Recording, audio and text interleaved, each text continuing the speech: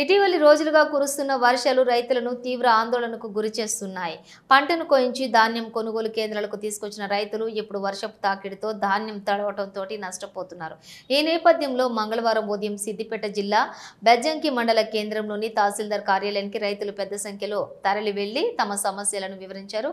రైతులు మాట్లాడుతూ మేమెంతో కష్టపడి పండించిన వరి ఇప్పుడు వర్షానికి తడవటంతో అమ్మకానికి ఇబ్బందులు ఎదుర్కొంటూ ఉన్నాం. అధికారులు 17% లోపు తడి ఉన్న ధాన్యాన్ని కొనుగోలు చేస్తామంటున్నారు. కానీ వర్షాల కారణంగా ఇప్పుడు ధాన్యం ఎండబెట్టడం అసాధ్యం. కనీసం 20% వరకు తడి ఉన్న వరి ధాన్యం కొనుగోలు చేయాలి అని డిమాండ్ చేశారు.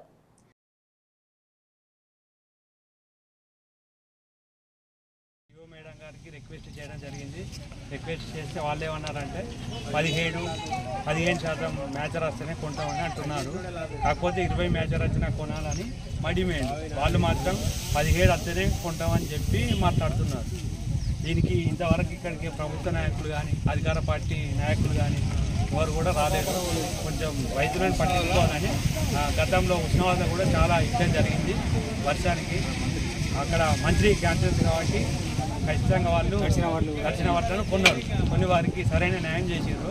మాకు కూడా అట్లే చేయాలని 17-14 మ్యాచర్ రాకుండా 20 వరకు మ్యాచర్ ప్రకారంగా కొనాలని మా కోరిక.